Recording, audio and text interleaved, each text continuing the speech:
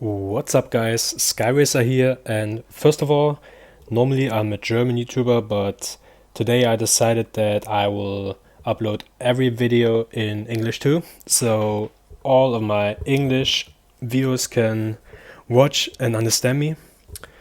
And what we're gonna do in this video, I'm gonna show you, for my opinion, the best center build.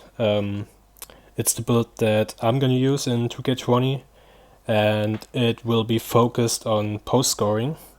So all you glass cleaners, you don't really need to watch this video unless you want to do focus on post scoring, because that's what I'm gonna do. But this build will also be good to use for finishing, finishing under the basket, and you're gonna get the rebounds too with it. So first of all, of course, we're gonna do a new build. And everything you can read here is in German, but I'm gonna translate the important things, so don't be afraid because you see German words and everything. I'm gonna translate everything that's important for you. I'm gonna go with the center because I need that strength, and I don't really care about that extra speed you get with a power forward. For the pies, we're gonna take the first one right on top because you are good in finishing with it, of course, but you're also gonna get a 85 post fade and 92 post moves, so you will be good. And your rebounds max at 76, which is great.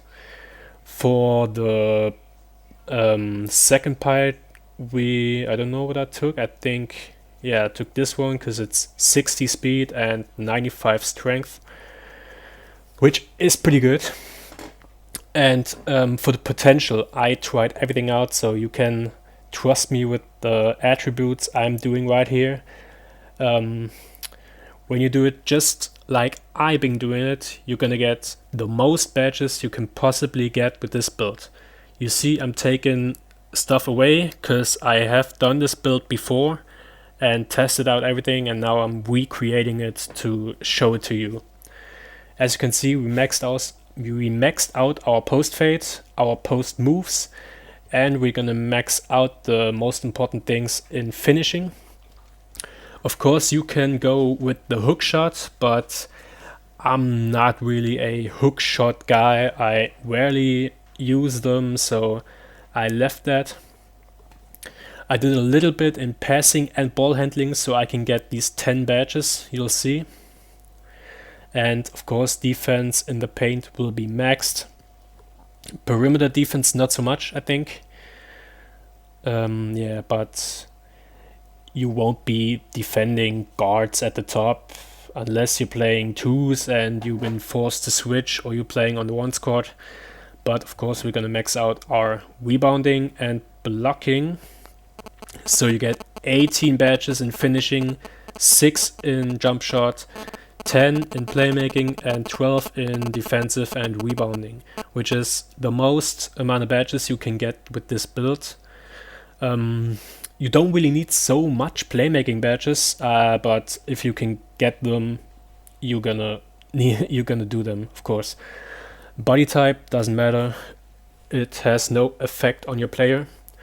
So I made my player 7 foot. I was testing around, but you can make taller, but I think 7 foot is pretty good balanced. So for the weight, I made my player 286 pounds. So I think it's nearly maxed. It is max, but one below max, from the sliders. And my wingspan will be 7 feet. Yeah, you can make whatever you want. I think you can go low wingspan, max wingspan. I don't think it makes that big of a difference. And for my opinion, the post scorer takeover is the most OP takeover in the game. So I went with it.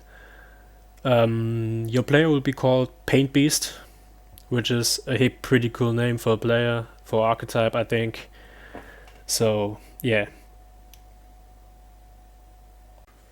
So let's get to the badges. Of course, you can do what you want, but I think I'm pretty good with my badges. I went with Back Down Pusher on Hall of Fame, Quas Key Score on Bronze, Drop Stepper of course in Hall of Fame, that's a massive badge for a post score.